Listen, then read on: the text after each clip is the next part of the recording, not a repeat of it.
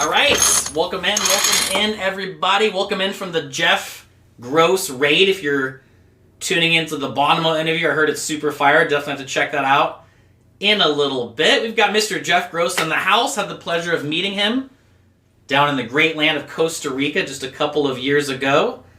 We have a lot of similar things going on in our life, same age, both have a 2-year-old boy, both have awesome wives, awesome lives, awesome poker lives. So let's get into it right now. For those of you that don't know, if you've been living under a rock, obviously you're really not in the poker world, let's be honest. Mr. Jeff Gross, Party Poker sponsored pro. Man, I mean, this guy does it all. I've always called him the most connected poker player of all time. Not just in the poker world of all of the high stakes bosses, but a lot of big time celebs. Michael Phelps comes to mind. And he has an absolute fire YouTube vlog, travels the world, like I said, plays all the big tournaments around the world all year long, and has an awesome Twitch stream to top it off. So let's get into it. Mr. Jeff Gross is in the house. Let's go to the set. Hello. Am I live or almost?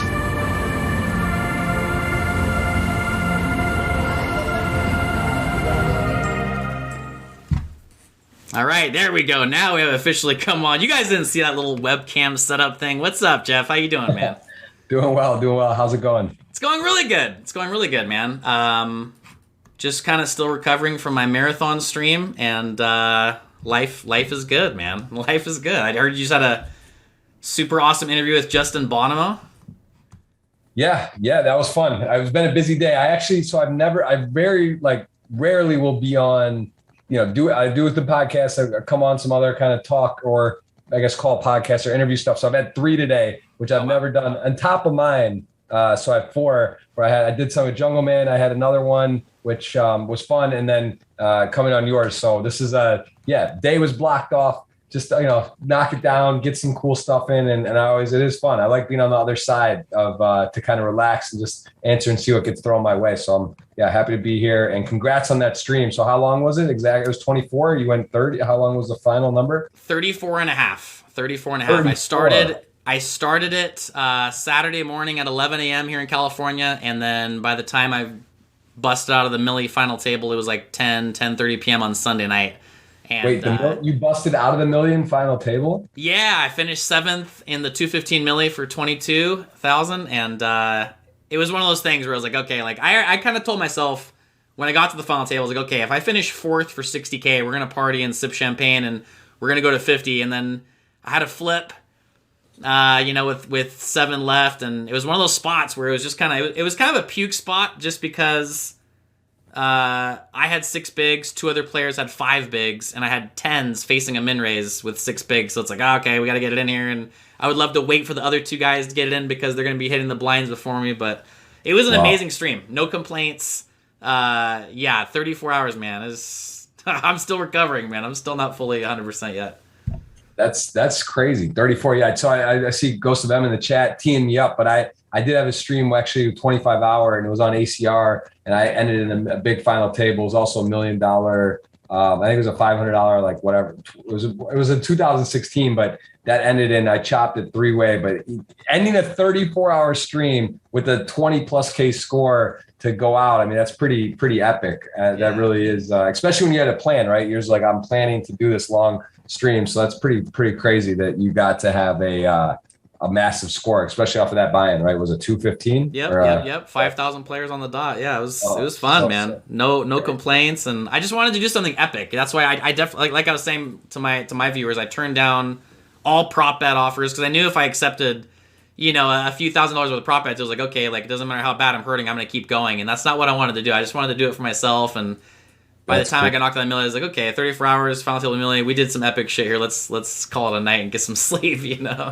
Damn. How did you sleep? Was it were you out like a light, or long? No, I was strung, man. I was strung out. I turned the stream off at 10:30, and then I didn't go to sleep till 2:30. I was just wired. I was just absolutely wired. So slept from 2:30 to 11:30, got 9 hours, and been getting 9 or 10 hours every night since. So Nice. yeah, crazy. That takes a toll. It's not easy. I know, Phil Locke set the world record for poker. It was like 120 hours or It was 10. like 5 days or something crazy. Yeah. What the hell? I remember seeing it. It was insane. Someone else like reset it then, and I think they actually like banned world records for that stuff, like for anything. So there's some like crazy like 12 or 13 day stuff or something like like for just like people staying awake, not even not for poker or something. But yeah, so it gets dangerous obviously at some point. You start doing that. So yeah. But yeah, cheers, man. That's a nice one to have on the red. That's crazy. That's really, really crazy. So very cool. Congrats. Yeah, thanks, man. So let's enough about me. Jesus, enough about me. Let's talk about you, man.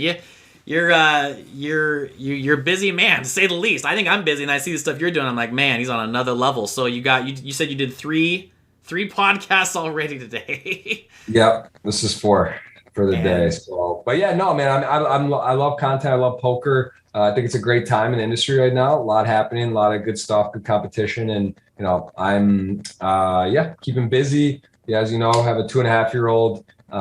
It's great, and was traveling a lot. Was gone for like 5 months between Europe and then Vegas for the World Series, and then back here finally. So it's nice to kind of get home and unwind and relax and just decompress a bit and be in your own setup. So it feels good to be home. Yeah, nice. And so talking about home, you're in Miami. Correct me if I'm wrong.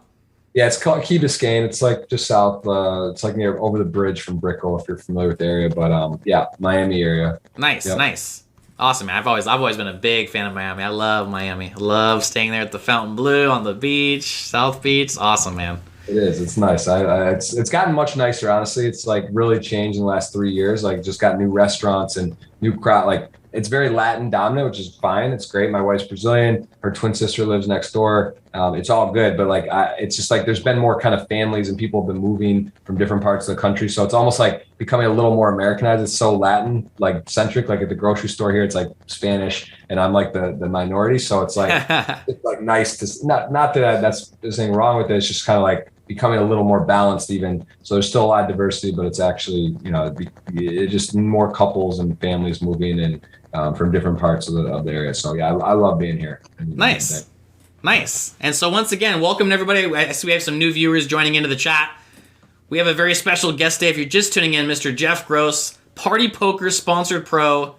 He has been there. He's done it all. I see Rich T707 in the chat says Jeff Gross was the first streamer I followed when I started Poker Great Guy. How long, what year did you start streaming? It was like 2015, late there. I think I made a name in like June or July. I was at the World Series watching like Somerville and Jamie and a few people. I was like, man, this is pretty cool. I set up like a name and got stuff organized. And then I was traveling. And when I later in the year, when I was out of the country, and I like threw up the first stream. And then, but really I'd say like beginning of 2016 is like when I started going after it. That was like when so yeah, about 5 years. Okay, wow. So you're an OG. You're an OG on the Twitch streams, man. So let's. You said you just got back from Vegas a little bit ago. Let's talk to me about how Vegas was. I didn't have the privilege of going out there this year. I played I'm just being so effing paranoid because of my kids, thinking about COVID. But talk to me about how the last WSOP at the Rio felt. How was it different from other World Series of Pokers that are obviously held in the summertime with no COVID? Walk me through and talk to me how was the WSOP overall, and how was it different from previous World Series? Yeah, it was good. It was fun. I came a little late because maybe like a week or 10 days late. Was traveling and got in there, and then I had a couple things in between. But overall, I probably played like 60% of the entire series. It was fun. No problem. You get back, show your Vax cards, get a slip, you're in. It was pretty seamless. Maybe field sizes were down 10-15%. But all in all, it felt pretty normal, honestly. Thought it was normal. I had a decent series, 2 final tables, 1 6-figure score, broke just around even, slightly profitable. But yeah, I mean, it was cool. It was nice to be back. It was my, the year before, no World Series. The year before that, my son was born, played just the main and like one other event. Actually, I think I did, played the main and one other thing. So, this was like been a few years since really got to put a full series, and I have a place in Vegas. And I was there, and yeah, it was good to be back. It's fun, a lot of fun competing, and enjoyed it. I didn't feel like it was that different, masks around, but not at the table. You didn't have to wear it. So it felt pretty normal all in all. Nice. Yeah, man, those buy-ins are swingy, man. Just hearing you say 2 final tables and slightly profitable is like, dang, it's the people don't really realize how swingy WSOP can really be, right? Well, yeah, and also like I played the 25K PLO twice, so that was 50 right there. That didn't go in the right column. And then the one event unfortunately was a bounty, a 1,500 bounty. So like third of the field prize money is like in those. It's not a progressive, so it's just like one. And go figure. I only had one bounty, so that ended up being not like a massive score. And then the nice one was the 10K Omaha High Low, which is a game I love. But I wouldn't say it's like a great game of mine, but I finished 5th and that was pretty cool. It was a 10K World Championship, and that was the most fun, most exciting, and enjoyable, and kind of, I guess, saved the WSOP, if you will. But yeah, I mean, listen, put myself in position to have a good series. And honestly, I had a winning WSOP every year until 17. So about 10 years, like 8 years in a row winning. And then 17, 18, I had losing WSOPs. And I was looking back, working with Elliot Rowe, and like trying to figure out maybe if there's something I was doing differently or whatever. And it's like, that's when I started vlogging, making YouTube content. I would come really late. I wasn't fully present. And not that I'm normally like I'm on my phone or whatever, but I was like literally, away from the table, doing the stuff, coming late, doing all the other things. I think that was a big part of it. Mm-hmm. So part of what I just realized was about being aware, like having awareness, like, okay, this is what I'm doing. And like, that's fine. It's just like me understanding what's happening, and that's just a trade-off. So it's like, all right, I'm not going to be quite as present, but I will get to make these videos that's kind of unique. Not many people are making. That helps with endorsement sponsorships, affiliate deals, Triton commentary. Like, it's just like part of the deal, right? You're trading off doing this. Your results maybe will suffer, but then you get this instead. So it's like a bit of a trade-off and a bit of a learning, and also just like kind of was an awareness to me on maybe what was going on and why like all of a sudden I was like feeling like I wasn't doing my best. So that was important to kind of understand, and it's fine. It's just that it's similar to Twitch, right? You're streaming Twitch, like you're giving up something, and I don't know what you would calibrate the chat to. But depending on the day and how active and what's going on, if you're playing 4 tables, you're talking about adding 2 to 4 tables by just the chat, all the other bells and whistles, talking to your mods, making sure stuff's going right, doing all these things, preparation, all this stuff. It doesn't come without a cost. It's just a matter of making it worthwhile, balancing, and trying to find some ways to stay present and not have your stream suffer for the chat, and also your play suffer. Because sometimes you can get in like that no man's land where you're like not playing your best and not focused, but you're also missing a lot of chat, and that's not great. So I'm sure you've had those days. I for sure think I struggle with that, and I really look out for like Jason Somerville used to play 1 table and just talk and just like crush the chat, and I love that formula. I just don't have it in me to do it, but like that might be the best play. Oh, overall. It's definitely the best play. Definitely the best play. Yeah, I do a Friday night home game stream, and that's the stream where I have 1 table, no delay, engage with the chat. And there's a reason it's actually my favorite stream. Every single week, it's my favorite stream. Take shots of whiskey on the break. We've got a little massive camaraderie with my Twitch group on Friday nights, and it's like a party, and it's like I feel like bringing out the best in Twitch. And then, Sunday, 12 tables while still trying to give the chat. It's difficult, and like you said, it's a massive trade-off, but definitely worth it for a number of different reasons, and not just for the money, but just for kind of building a community and, building something special for sure, as you know. Yep, I agree. So let's go back. Let's go back a little bit, Jeff. I love going back with my poker guests. I've actually had some non-poker guests on here, which has been really awesome, but I love going back with my poker guests to the beginning. So let's go back to your beginning. Today's all about you. Talk to us about how old you were, where you were, what started your poker journey in the very beginning of everything.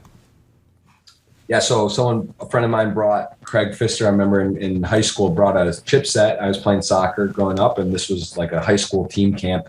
I played half the year club, half the year high school. That's how it worked when you were there, if you were playing travel soccer. So during this period of time, someone brought a plastic chip set. It was around the time Moneymaker was on ESPN winning. It was like the same exact time. So it was like that was going on. Saw the movie Rounders, started doing some stone home games in my house, like really small, 25 cent, 50 cent, $10 buy-ins, $5 buy-ins, tournaments, same thing, like $5 buy-ins. And just kind of had a knack for it. Was doing well against the people. Again, didn't know button, didn't know position, didn't know anything. Bet sizing, forget it. It was just play see who got the chips and what happened. And I always like board games, video games, and it's just kind of a natural fit. And then someone got me hooked on the party poker. Like they were like, here, you can just player to player transfer. You didn't need the deposit, all the stuff back then. I was 16. It was $50 player to player. Started playing there and was playing a ton. And that's really how I got into it. That was like the original sort of rise and sort of introduction to poker back in maybe like 03, call it. I don't know. I was 15, 16. Yep. So yeah, that's how it all started. Nice. And so how did Jeff Gross, the poker pro, kind of be about? How did you evolve into becoming a poker pro? At what point in time did you know that that's going to be your profession? Yeah, I mean, I had some success. I started in college. I was doing affiliate programs with Party. They had this crazy deal where signing up people where you get like an extra, you basically get $50 for everyone you signed up. And then they got a $25 bonus, like for playing 125 hands. And then like at some point I'd sign up like 10 in the month. And I was like, oh, if you sign up 10 more, you get like a 2K bonus. And all of a sudden I was doing like 50, 60 a month where I'd be making like, 6 to 10,000 my freshman year of college. That was like my main thing. Plus then I was playing a lot.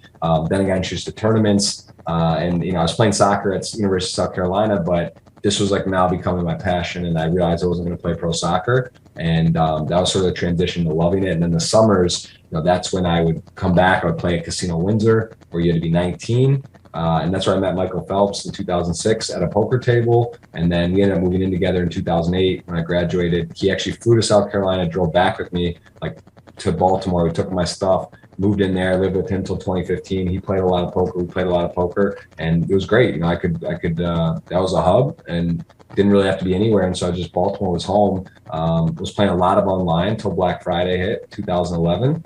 And then that kind of shifted things in a great way. One of those examples where it's not about what happens, how you react to what happens. And that was in the moment, like Armageddon. I was like, wow, what am I going to do? Can't live here. What am I going to do? But really, I was like, winning slightly, whatever. And then it turned me into playing live games, started playing some live cash games, which were very lucrative. And then starting to play live tournaments where I had a few good scores, second in World Series, third in a WPT, third in an Alpha 8, started playing some high stakes tournaments too. And just kind of like ended up being a blessing that I got set up in Canada, would play there a little bit or when I travel out of the country, but really just got me into more live poker and it ended up being a really good, situation and a big change for me, which ended up, I was completely out of shape. You got to remember, I was in school my whole life. I played soccer my whole life, through college. And then all of a sudden I was out of college, no school, no soccer, living with Mike. I would wake up every day at noon or 1, play all night poker. We'd order Ding Hao, Chinese food. And he was going and burning 6,000, twice a day, hitting workouts and crushing it. I was meanwhile just playing online poker and eating Chinese and beer pong all day. So I got the good life. Yeah, it was like a year or two of debauchery, and then I kind of got back and kicked me back into shape and moving and traveling and being healthy and active, and really was the best thing that happened when I thought it was the worst in the moment. So that doesn't surprise me at all that you played some D1 soccer. I've seen some videos of you and your footwork, man. It's nice. You got some skills. My little son Josiah plays soccer. I know you could probably teach him a thing or two. So you played soccer your whole life. Yeah, I played from 4 years old. Played travel. Highest level. Our team was like number 4 in the country, won states. Wow. 16, 17. I was captain. The whole day. I was like really, really deep into it. And then I got to high school. I wasn't very fast, and my coach and I didn't get along. And then kind of got lost in the shuffle in college. Didn't really play much at all, and was just so into poker. But it was perfect, right? Because I'm an only child. It was nice to be on teams growing up. Play a sport, have friends, and then college was great. It was like being in a fraternity without doing the fraternity shit and drinking and drugs and whatever. Yeah. So I was just like a healthy fraternity, like every day practice, school was in order, you play, travel, great group and a lot of fun. It was really the best of both worlds, but I enjoyed it a lot. That's awesome, man. So from professional soccer goals to professional poker goals, that's awesome, man. That's awesome. Yes. So I actually had I've totally forgot that you used to live with Michael Phelps. So tell us about Michael and tell us about what he likes to do and what he's like. Yeah, no, I mean, he's just a regular guy, loves poker, loves to have a good time. Very, it was fun. It was just like, it was literally like living and we would play cards a lot and, you could go around, travel. I went to a lot of his meets. I went to, the Olympics, obviously Beijing, the big ones, London, Rio, but then there was a lot of other stuff in cool places, and got to travel and do a lot of fun things, meet some interesting people. It was like the Haney Project. I don't know if you golf. Hank Haney had that show with like Charles Barkley and like guys, and Mike was on it. Went some really cool locations. Got to film that. It was just fun. Like obviously, at one point, Mike was the most famous person in the world for a period of time. Not super long, but during that Olympic year, he won 8 gold, 88 and 08, and it was just it was pretty incredible. Got to do a lot of fun stuff and a lot of great memories. And he's got three baby boys now, like basically like 6, 4, and 2 roughly, and I have a 2-year-old, so he lives in Arizona. Still keep in touch, do fantasy golf and stuff. But yeah, I mean, those were like basically 7 years of just like chaos and fun. But at the same time, he was very structured and organized because he was working out and competing at the highest level. But it was just still fun. Like he was just a furnace. Like the guy could eat or drink anything and then just go work out. And it was fun to watch, like his work ethic and some of his attributes that I think made him the greatest. Not saying I took him, but it's like, wow, like, all right, look at this guy's willing to do things that others aren't willing to do.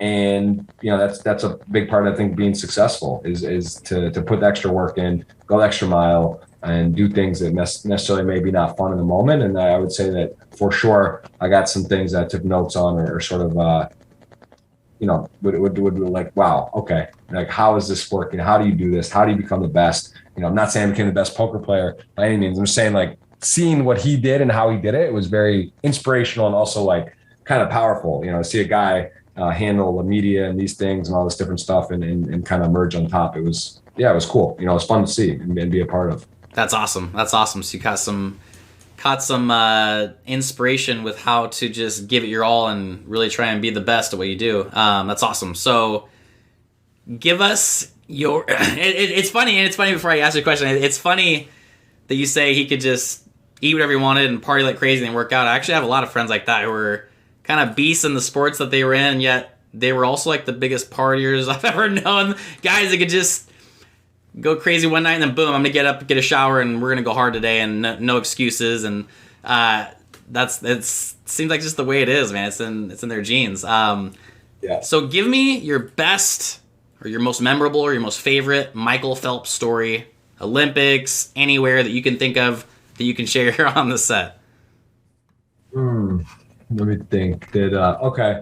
Well, probably, I mean, the most memorable, like kind of just crazy was 2008, the Olympics, so this was back when there was not like, it wasn't like it is now, and even like communication was tricky with the language barrier. There wasn't all the apps and translators, and my friend and I went over there, Tim, and we had a great time. And it was funny because, Mike he was competing every day. I mean, it was just nonstop. Like he wakes up, it's like trials. Then the nighttime they had structured for the finals, they actually switched the normal way it would be done because of the U.S. time zone, where actually, so the morning were the finals, and I think the night was the trials because of the U.S. different time zone and like how they want to do it. But anyway, that night he won 8 golds. Like whole week I hadn't really, I'm not talking on the phone. We're not like on cell phone calls, we're like emailing back and forth and whatever. And I'm going to all the events. It's a blast. But then that night it was like, come to the hotel. And there he is. Like I walk in the room, he's got his 8 gold medals, and I have some pictures wearing the 8 gold. And it was just epic. But the best part was that night we went out, and then right away we like go to this party, and there's Kobe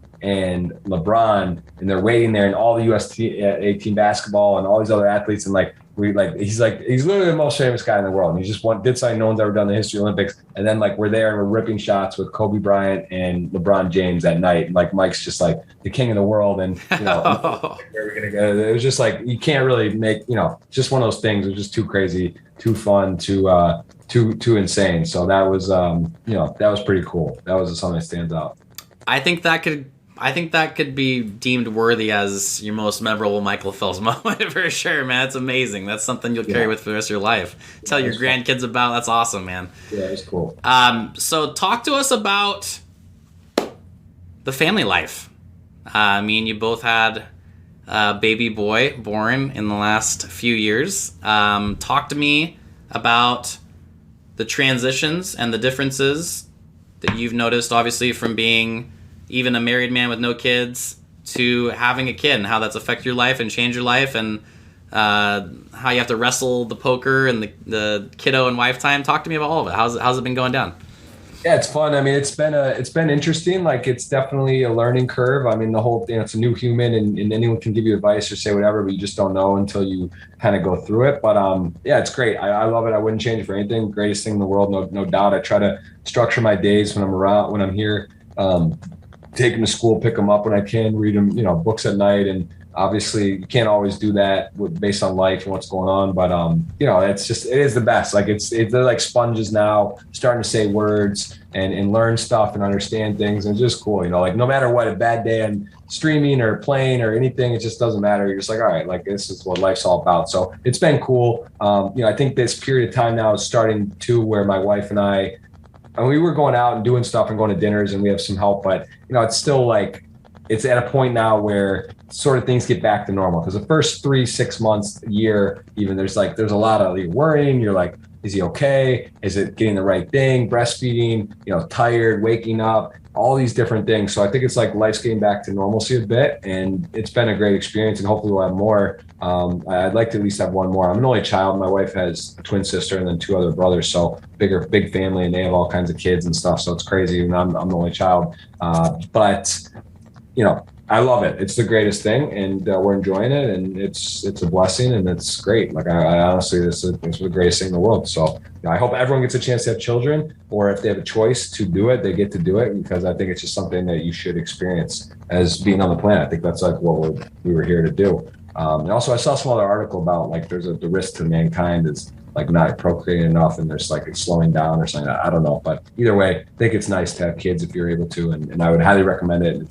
It's a joy, and for sure a little less poker, a little bit of changing schedule. You're not first, everything's not about you, and it is what it is. And I'm sure at some point soon when he starts, he loves soccer, whatever, it's soccer, golf, or something else, it's going to start being about them. I remember my parents taking me to practices and games and all this stuff. So I'm trying to work as hard and do as much as I can. And then hopefully at some point, whether it's soccer or some other passion he has, that I get to be, active, involved, and help him kind of pursue some dreams and goals. And, I'm sure that's got to be a rewarding stage as well. I have friends that have 3-year-olds and 5-year-olds and 8-year-olds and 10-year-olds and 12-year-olds and stuff like, or they're even going to college. And, that seems to be the best thing, is like watching your kids kind of complete their goal and journeys and watch them go through life and try to help them as much as you can.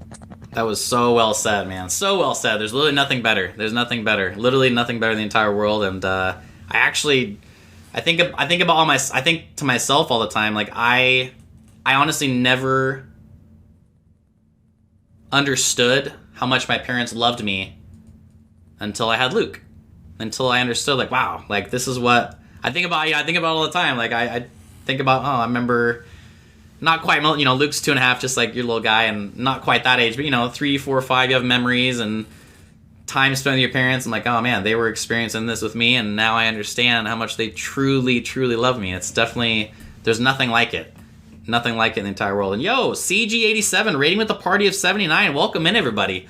Late night talk show stream of mine just started this a couple months ago. We've got the legend Jeff Gross in the house. Thank you so much for the raid. Welcome in, everybody.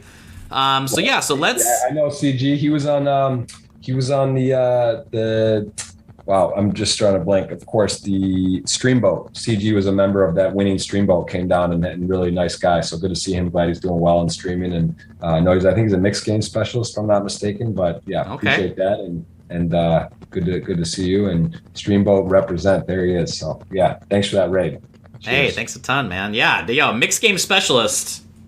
You have my respect, sir. You have my respect. That's not easy. Nice, man. So yeah, dang, mixed game legend. Okay, welcome in. Thanks again, man. Appreciate you. So obviously having a kid, having a poker, and that's the nicest thing about, I think, being a poker player and being a dad. Obviously, we're not the typical poker pro of just like, I'm gonna go play poker and not come home with kids. We got streams, we got vlogs, we got this, we got that. But it is so nice just being your own boss, being able to make our own schedules and make time for our kids and wife and family and all that. Let's talk about your YouTube vlog, things you're working on right now, things you're focused on right now. What are your focuses, and what are your short-term and long-term goals and things that you envision yourself to be in a few years, or even 5 or 10 years from now? Do Do you picture yourself? That's a great question right there. Do you picture yourself continuing the grind that you're doing right now in 10 years? Do you continue seeing yourself doing vlogs, playing poker, or do you see yourself maybe not, or maybe lightening the load up in a number of years? Have you thought about that? Yeah. So, all that. I mean, I definitely Twitch has been great. Like the grind from like 2016, 17, 18, even 19 with streaming a lot. And I think 2020, I've slowed down a bit for a few reasons, especially with, primarily making Miami the mainstay. It's hard. I can't really stream on Party Poker, right? It's like I have to travel, of course, and it's like annoying. So this last year where I was in the first part, wasn't really able to do that. And, the podcast is great. I've got like 150 something episodes now. So that's been really fun. I saw that. Awesome. Poker, but also other people and just enjoying the conversations and it's great. So that's been fun. And also I can do that anywhere. So that's cool. And then a couple of my, I'm more on the business side of poker and investments and stuff, which I enjoy a lot. I just love that as well. So at some point, I think I'll segue a little bit out, like from streaming as much as I started to do that, which is hard because Twitch is such a consistency game. If you want to have huge numbers, you can't really just like, oh, come when I want, or, take 2 months off, come back for a few weeks. And like, that's kind of what I've always done. But for a few years, it was like way more consistent at least. And I had a plan, but now I do have a 2.5-year-old and the reality is I won't be out of a hotel room or get an Airbnb and be traveling like frequently and taking my family for doing that. So like the reality is,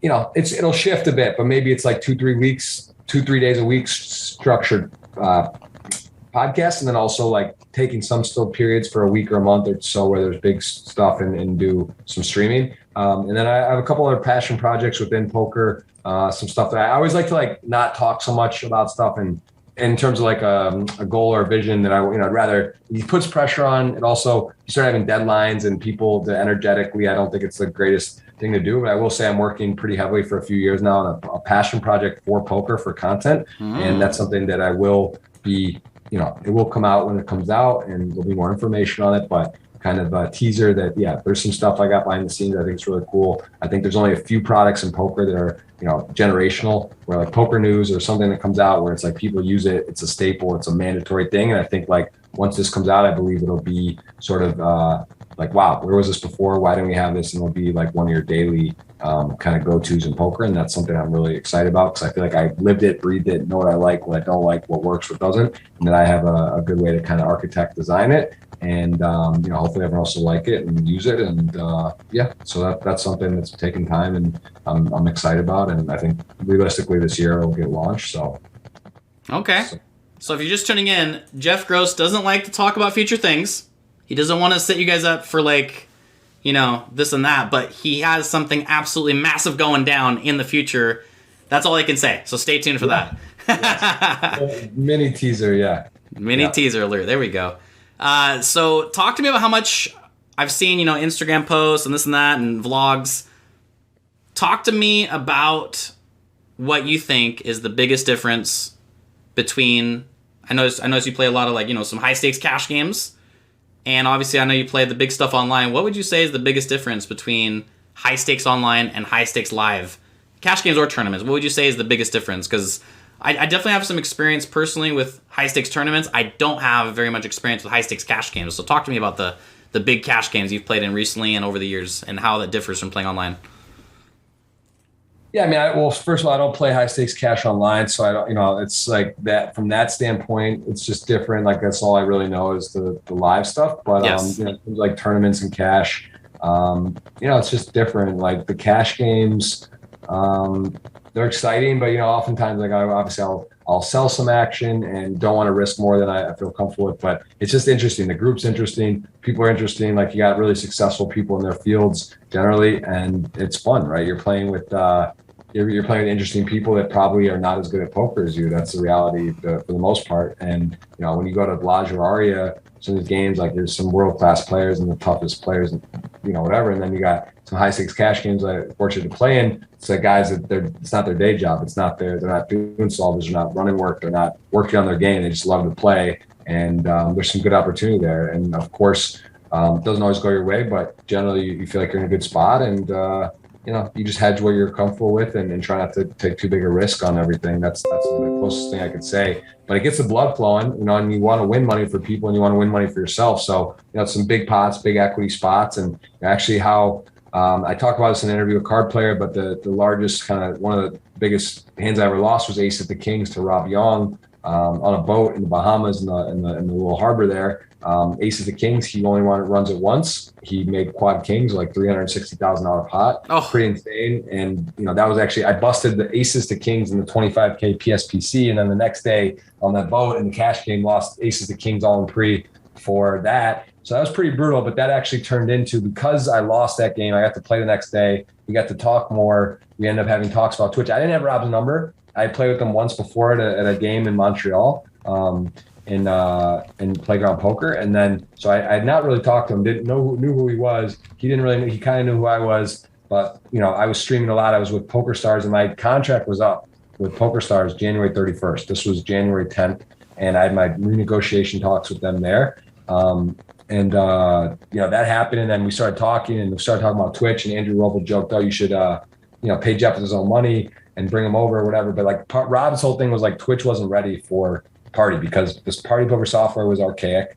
They made some big improvements, and even now, even more improvements just recently, like in the last week or so. But at the time, he wasn't looking to promote Twitch, and the guarantees weren't very good. So at this time, it was already like the guarantees were getting beefed up. The software was better, and he basically was like, "Hey, I've heard of this Twitch. What is it about? What's going on?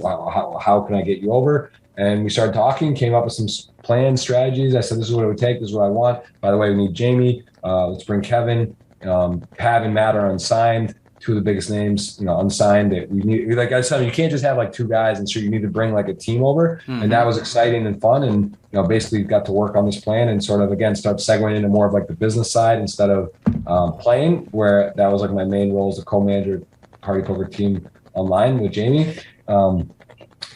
We started that, so it was fun. It was a great project. Obviously, Party. It's had some adversity to it, like pulling out of the markets, 40% they've lost. They pulled out of Poland, Belize, a lot of areas. It's one of those things where it's out of Rob's control, but when 40% of Party Poker 4% only of the business is poker, for them to lose 40% of that, it's only 1.6% of the bottom line. They're focused in general on gaming, casino, sports. So, Rob loves poker. He's focused on that, but his deal, he's a part of the company GVC, which is now called Entain.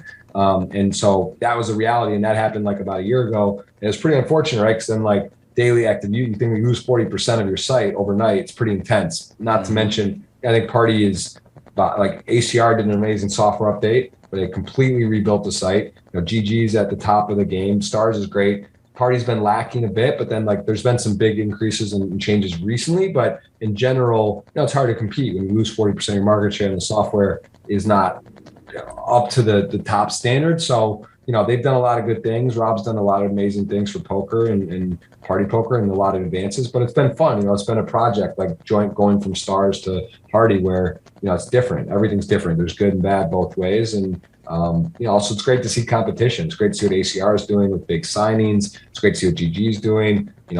Stars also reinvested with some guys and brought in like Tonka and other players and some other new signings, Sam Grafton. And, it's cool. The industry feels healthy. It feels like there's like a healthy thing. And I truthfully believe that was like a turning point in the industry, because I think the streamers were underpaid, undervalued at the time. I think Jamie and the contract I came over and negotiated was good. I think it bumped up, Finton and Spraggy. Everything kind of moved, and then like ACR got aggressive, and other sites got aggressive. Party now has a team because competition's good. It was just Stars hosting and raiding each other. There's really not a lot going on. Now there's a whole new team, and then ACR has a stream team, and all this like is good. GG now has a full team, so like there's not just one team or two teams. There's 4 plus 5, 6 stream team and people, and now new streamers that didn't have deals are getting deals and coming in, and it's just like the whole thing was good. And I think that again, I think that was like a big moment in the and it was also a tough decision because I had a contract to renew with Stars, who's the biggest, the most dominant. No one was even close. So that was a kind of big leap of faith to like just like leave that path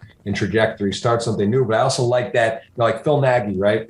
Phil, he's accessible. You talk to him, you say, I got an idea, I want to do a show, I want to do this, I want to do that. You get a hold of him, he's like pretty pretty generous and quick to fire on ideas and concepts and loves poker. That's how Rob Young was. And when I do my deal with him, I know I get Rob Young to have his ear, to text him direct, to chat with him. When I was at Poker Stars, it's a big corporate thing. Like I was just sort of like in there. Like I'm not like talking to the owners, or it's a very corporate, takes a long time. You want to do Stream Dope? It took 8 months to get that done. With Rob, we said we're going to do the Stream House, stream team thing with Thirst Lounge. It was like a week. It was just boom, like done, fire it, here's the deal. You know what I'm saying? Like it's a different feel and vibe. So to me, it's very valuable to have that connection and vision aligned with the leader, because if you're just in a company that is not, there's hurdles and differences. And for me, I like being able to make quick, active moves and changes and ideas. And that's important. And I think there's maybe only 3 or 4 people in the poker industry at the top that are at their respective sites that do that. And, that's the places I want to be. Sorry, that's a lot. No, this is great. This is great, man. No, Rob Young, he seems like a great guy, man. And I couldn't agree more. I think that the feeling of the teams of pros that a lot of different sites have put together over just the last, call it 2 years, really feels like poker's kind of been revitalized in a way, and a lot of new streamers, and it definitely seems like poker's thriving in a lot of different ways right now, which is obviously all we want to see, and that's all we want to try and help manifest. That's awesome. I've been waiting to ask again about this for a couple minutes because it just stuck out on my mind so hard. So so you got aces pre against kings in a tournament down in, where was that again? That was almost at the Atlantis. Or that was the PCA. PCA, the PSPC, that 25K special edition one, yeah. Oh, the 25K. So you got aces versus kings in that. King banks on you. And then the very next day you get aces versus kings. Was that your biggest cash game pot you've ever played? $360,000 hand? No, but it was, it was memorable and significant, and one of the biggest, and definitely like the worst beat in the situation. But to be fair, the aces, the kings, and the 25K was Dylan Wilkerson at kings, and it wasn't all in pre on that one. That was like post flop. I think it was either probably king high. Can't remember if he turned it or flopped it, but either way, like that was like a river decision where it was all in, and I called and it was beat, but still pretty brutal. But yeah, I mean, it wasn't a all in pre beat. It was a kind of cooler and unfortunate, but yeah, that was so not a great 2 days in terms of big equity spots and situations on both fronts, tournaments and cash. That was pretty brutal. So I now have a new goal, Jeff. One day I want someone to say to me, so that $360,000 pot, was that the biggest pot you ever played? I'm going to say no, that wasn't the biggest pot. What is the biggest cash game pot you ever played? Do you remember it? That's so boss, by the way. So boss. I know everyone in the chat's saying, what the hell? I mean, I played 1K, 2K, no limit before, and that's the biggest game I played. So there was some big pots. It's funny, I've actually lost and won the biggest pots of my life against Bill Perkins. He had kings versus my nines on a king 9 deuce rainbow. And a big spot, and also I had Jack 10 and he had 10s on like a 10. What do you think? Jack 10, something like that, or like I had I had like top boat over his boat, and it was in that game. But anyway, yeah. So I honestly forget, because to be fair, like lately I played mostly PLO the last few years, 200, 400, and there's been some big pots, but like the no limit games, like I haven't played as much cash no limit since probably like 2015, 16. And it's a long time ago. And I'd say like, yeah, there were some bigger ones than that, but it was up there. That's definitely like top few. So four or 500K pots is what we're talking about here. Maybe even bigger. Definitely 500. That's insane. That's insane, dude. Yeah. Yeah, for sure. It's pretty intense, but especially it's so crazy. It's like, it's crazy. It's again, if it wasn't like the people who are like my closest friends and people doing the game and the whole thing, it's kind of like, oh, like, yeah, come play on the boat. Oh, you get aces. Oh, they get kings. Oh, we're only running it once and you lose. Like, it's almost like crazy, but Rob runs it once all the time. So okay. It wasn't, no, I didn't even consider whatever, but still, it's not fun. And it's kind of fucked up. Like, it's like, no, and a lot of times like guys will run it twice, right? And especially if he uses both pulls and hits both kings, I'm in pretty good shape on the second one. So I was gonna say that's so dirty when you're trying to run it twice for that much money, and he hits the king on the first board, so you're like almost locked to ship the second and third, or how many times you ran after that. So nasty. Yeah, it was pretty sick. Oh my goodness. Oh my goodness. Well, yo, man, it's been great having you on. Let's now open up my favorite part of this show. It's now the question and answer time.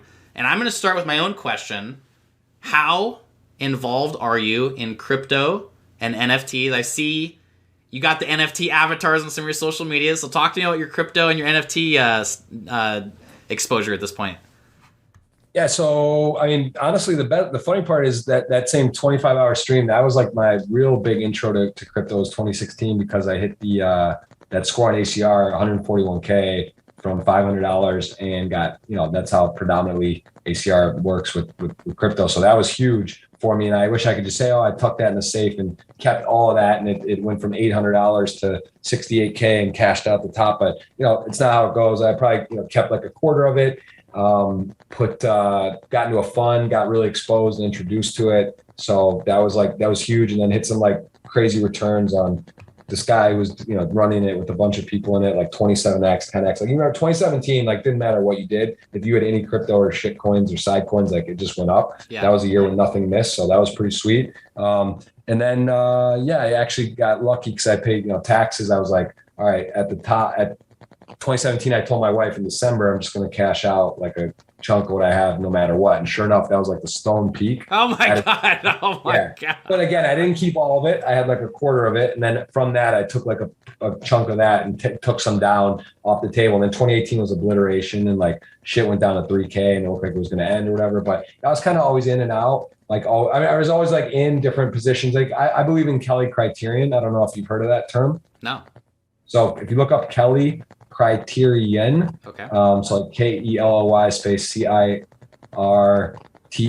whatever, criterion ERION. It's basically talks about bet sizings and what you should risk in proportionate to your net worth and like where you are. It's like a very complex like Einstein formula shit, but essentially saying, you should make bet sizes appropriate to how good a bet it is and what you're willing to risk, right? Like if you think you're X amount favorite or whatever, like what percentage of your net worth you should bet. So it's very interesting. And that's sort of like, I try to keep that in perspective. And like, if crypto or something moves things out, I try to like rebalance a bit. Cause like, at one point it's easy and it probably has happened to some people who are decently in crypto where it was like 5% or 10% of their net worth. And now all of a sudden crypto is like 85 or 90% of net worth. So like at that point, you should take some off the table or redistribute and recalibrate and then go from there. And of course, like, yeah, if you just left it and get, some people do leave it or don't. It's like poker, right? A lot of people will win or leave money on their poker site and not like take it off or hitting stocks. Bill Perkins actually taught me this. When he was trading, he's had like $100 million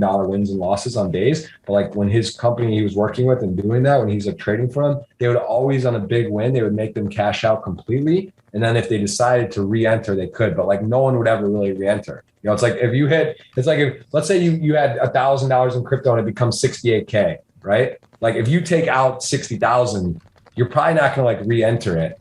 Yeah, like at that price or close to it. It's just not how it works. So I think that was an interesting way to think about it. And, I do try to always have some exposure, but I'm always trying to like not be too long or too crazy with it because it is super volatile and, it's fun, but it's also just like, I like to be involved. I like to sweat. The crypto punks, on the other hand, that's something I got lucky as well. It's a friend of mine doing like a fund and got involved and got in a pretty good time. And so that particular crypto punk, you see, it's like our fund is like 16 and that's one of them. So I do not own that solely, but it's within our portfolio. So I have a piece of all 16, but I have a percent, like I don't own the crypto punk. Just okay, you have a percentage of it. Okay, nice.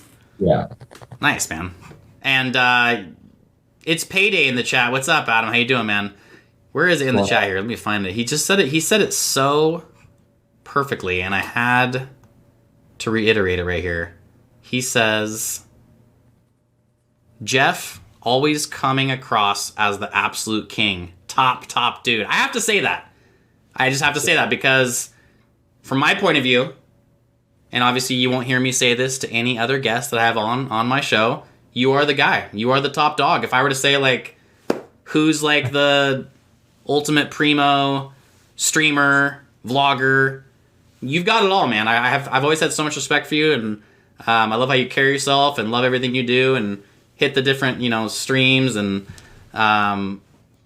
I love what you're doing, man. Just always just keep doing you. And I know I don't need to tell you that, but just keep doing what you're doing, man. I always had so much respect for you. Also, someone in the chat a little bit ago said that you had a massive win. I think it might have been Adam as well. You had a massive win in Brazil, and that was an epic moment. What is that about?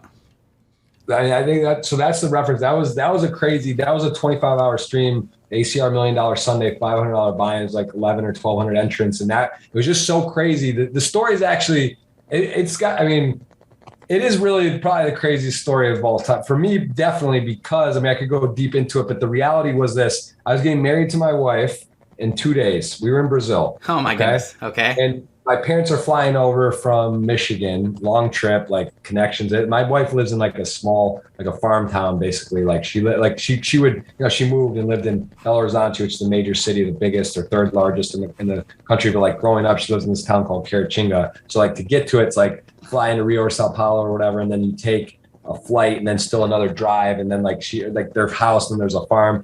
Like it's a journey to the point where, anyway, I was in Belo Horizonte with her. It was like day before or 2 days before the wedding, and she's got to get her wedding dress fitted and all this shit going on, and I'm ready to play on Sunday. And it's how it is on Sunday. Like I'm sure you have help, right? Or you some preparation. You got to have food. There's like coffee breaks. Like you only get the 5 minutes. Go to the bathroom. It's nice to have some food prepared and have some assistance throughout your day. And she generally, she'll help me, or whether it's order food or get food or make me food or have stuff prepared and help out. So it's just me and her in her apartment in Belo Horizonte, and we go out to dinner that night, and it's like 9-10 o'clock or something. And all of a sudden she started a little bit stressed out. She's like, I'm not gonna be able to really help you the next day. Why don't you just go to my parents' house now? Like, why don't you just go to their house?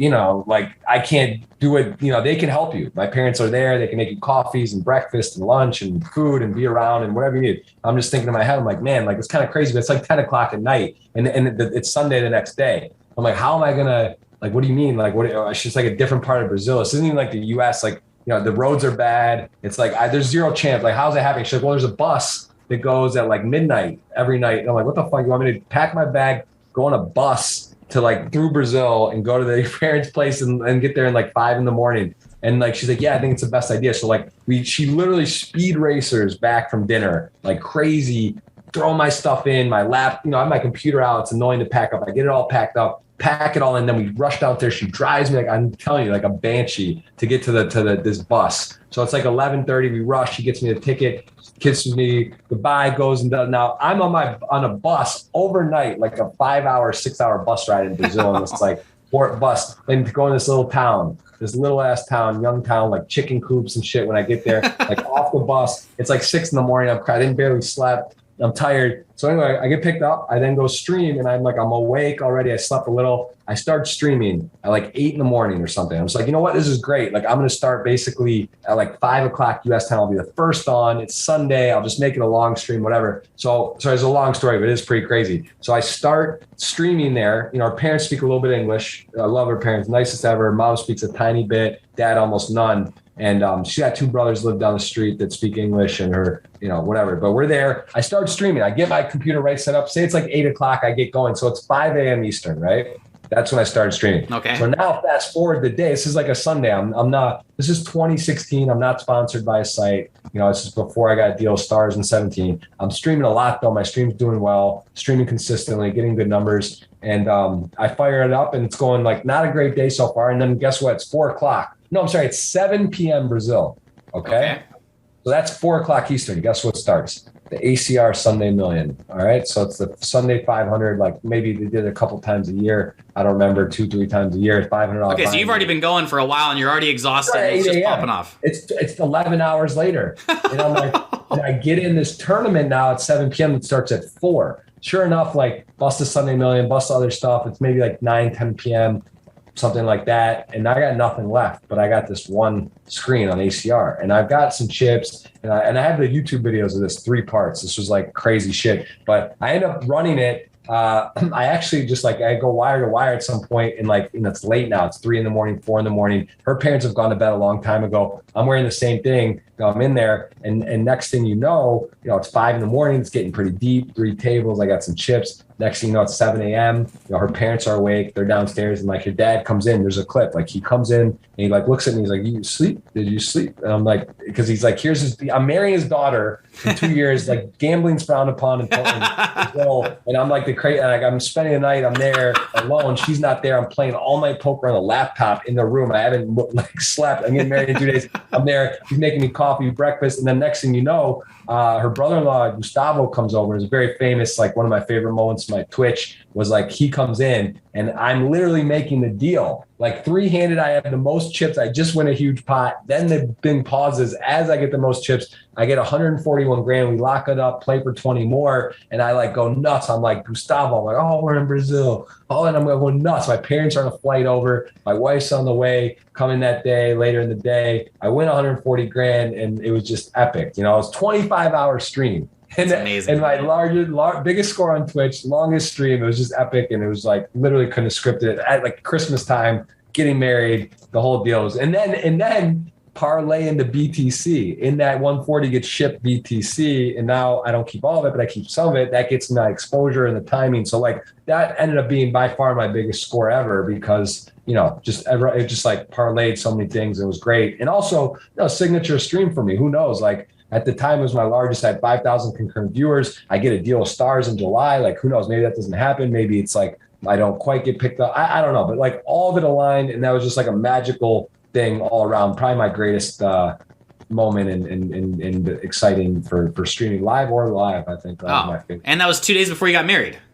Yes. Oh my goodness, what a great way to bring in the marriage. And obviously, maybe there was a moment where the dad came down and was like, oh my God, my daughter's marrying this degenerate who's been up since 7 a.m. playing this little card game. Yeah, exactly. No question. From that feeling to like, wait a second, my daughter's marrying this guy that just made 140K. You're like, total flip, right? That's amazing. It's a lot of reais, you know, it's a lot of times 5x Brazilian reais, and it's exciting, but it's also, you know, yeah, because he's like, you know how those tournaments are, it's crazy, right? Like you basically the same one. You did 34 hours, you got 7th or 22. What was first? 150, 200? Yeah, 158. Don't rub it in, Jeff. No, so that's what I'm saying. So it's like that's like, you know, imagine I get like 9th or 10th or 8th or something, and I get like 16 grand or 12 grand. It'd be great. It'd be sweet. I'd be excited, but it's like a huge difference, you know, like the time, massive. The effort. It's like it's a different whole deal. So that was, you know, that was just like it was just like, yeah, it was cool to do that at their house and their parents and everyone to see it and exciting. Oh, it's just I went to the Caratinga Poker Club. They have this thing that happened to be there, like 30 guys, and like was playing cards with them live that week and stuff. And like, they, you know, it was fun. Just a good, cool time. That's amazing. So how is the Wi-Fi connection? Weren't you nervous? You're describing like chicken coops, this and that. And I'm thinking about, oh my goodness, isn't my internet going to work? So luckily though, I've streamed there several times in the past. Okay, so it was good. It was solid. It was solid. Yeah, it's not great, but it was good, pretty good. Good enough. And like, I actually had some crazy stories about that town and like going to internet cafes. Actually, at one point I was playing from like the local Comcast, like inside the building with a laptop and like plugged in because their parents, you know, it's not a huge town and like they knew the people, but I actually streamed from like the local internet place one time. But like, I've had crazy stories of like, there was a day where I spent 6 hours going around place to place and friends' places there trying to like get on and couldn't. So that's what I say. I think I truthfully believe I'm at like 40% capacity streaming in my career. Like so many times I haven't been able to stream where I'm at, or the internet's like the lowest rate quality. So, you know, here I got my 430 HLGs. I got my nice comfortable chair, my office, everything's cool and easy. I would love to wake up and stream 3 to 5 hours a day, every day of the year. I would do it probably if I could. And it was easy and I was able to play, but it's just not in the cards. And, you know, I'm not complaining. I'm just saying, like, the truth is, you know, streamers and people that have their setup, like, and they can play the full scale, right? They can play on every network, the bigger events all the time. Like, luckily now ACR, I mean, listen, it's a real option. There's real stuff. Like, they really do. Like, being a US player, it's like, all right. Because even then, there was a $500, this is 2016. Like there was a $500 special event. Like now there's like 200, 600s, 1Ks, like all the time. Great stuff to play or whatever. But like in the past, it was like I had to be out of the country. And, you know, there was a big hurdle and obstacle. And I was in New Zealand. I was in Australia at times where I'd go there, I'd get a hotel, couldn't even stream. 2 weeks vacation with some streams and couldn't stream. Or I'd go to Brazil and like be in Rio, get an Airbnb, got there, set 5 upload, download, but really it was like 5 max and really at like 0.6. And I was streaming. Think about how tilting that is to like unload your shit, get ready for like a week of like some streams, some doing stuff. And then you get there and you made the Airbnb deal, you've done your stuff, and now you can't stream, or you're streaming in like 420, like shittiest quality. I mean, if you could see the mess of some of my streams and the quality, like it's crazy. Like I always like to think what if or whatever, but you know, it is what it is. I'm just saying, like, it was such a fucking grind. I can't even, I wish like that would have been the real content. If I had a YouTube channel back in like 15, 16, showing the struggles of like going places and the tilt and the stuff, like that would have been like must see stuff to really see how fucking, you know, difficult it was to get off the ground. Cause it was a grind. The behind the scenes stuff. Yeah, man. People don't realize how much goes down, especially the stuff you do, man. There's a lot of work behind the scenes. Grind. Definitely, sure. Man. Well, that's amazing. Thanks a ton for being on today, Jeff. Orb1981 says it absolutely perfect in the chat. That's an awesome story about the stream down in Brazil. Thanks for always being inspiring. And I got to say the same, man. Thanks for being inspiring. You're inspiring to me. You definitely set the bar for streaming on Twitch and different things that you do, and just the way you carry yourself and represent everything that you do, man. I appreciate you so much, and keep doing your thing, man. Thanks for being on today. I really appreciate you, man. I appreciate it, man. Thank you for the kind words. And Sam, love that you built your brand and your thing, and you're doing it and doing the dad life. And you seem to, you know, I think I don't even want to say underrated in terms of ability of playing, because I'm just saying, like, in terms of like, there's a few guys I just feel like I seem like you, whenever I'm seeing your results too, I feel like you're just like you hit like really good scores and stuff. And for the amount you probably, you know, don't play as much as some because of obligations and children and this and that. But, you know, I think you've had one of the fastest growing, and also just like core, you know, like the times where I see stuff, it's like your fans are very connected and core and engaged, and it's great. So yeah, you know, same thing, keep doing it, keep crushing. And hopefully we'll be at the cage or somewhere soon when the world's back in order and things get back to normal, and it'll be fun to play some poker and connect again. That was a good time down there. Absolutely, man. Thanks a ton. Yeah, I've been telling my wife for a while. She's never been to Miami, and that's one of my absolute favorite places in the world. So next year or so, we'll definitely get out there and hit you up and go out for a little 2-on-2 night and have some drinks and have a great time. Love to take you out here. So you let me know. Just give me a heads up, and appreciate everyone. A lot of kind words in the chat. Really familiar faces as well. And yes, man, we'll talk soon. And appreciate you having me on. All right, brother. Appreciate it. Have a great one, Jeff. You too. Thanks, man. Bye. Mr. Jeff Gross, ladies and gentlemen. Hells yes. I knew this was going to be an awesome stream. Awesome guy. And like I said, you're not going to hear me say it. You haven't heard me say this ever. And you're not going to hear me say this to anyone else other than Jeff, because it's just the truth. I've always looked at him as like the top dog, you know, the cream of the crop, the head honcho, if you will. You know, not just on the Twitch streets, but just overall, you know, the overall package, like I said, of, you know, what a charismatic, personable guy, and he's got the vlog, and he travels, and he's connected with top high-stakes pros, and he's big tournament crusher, and love his YouTube vlog, love his podcasts. For those of you that are not dialed in with Jeff Gross, all of his links are right there in the chat. Make sure you click on every one of his links and hit the follow button, especially here on Twitch, and hit that subscribe button over on his YouTube channel. He has been one of the most popular YouTube vlogs for quite some time for a damn good reason. So, a big shout again to Mr. Jeff Gross for coming on tonight. And, appreciate all of you guys being here as always. All right, guys, much love. Big shout again to Jeff Gross for coming on today. I'll see you guys tomorrow night for the home game. Adios. If you liked this video, make sure and give it a thumbs up. Hit that subscribe button, which is free. And don't forget to click the bell, which will let you know when any new video has been uploaded to my YouTube channel. If you want to catch my streams live, I'm currently streaming all day Wednesdays and all day Sundays over at twitch.tv under the username Loncar Poker. Thanks for watching.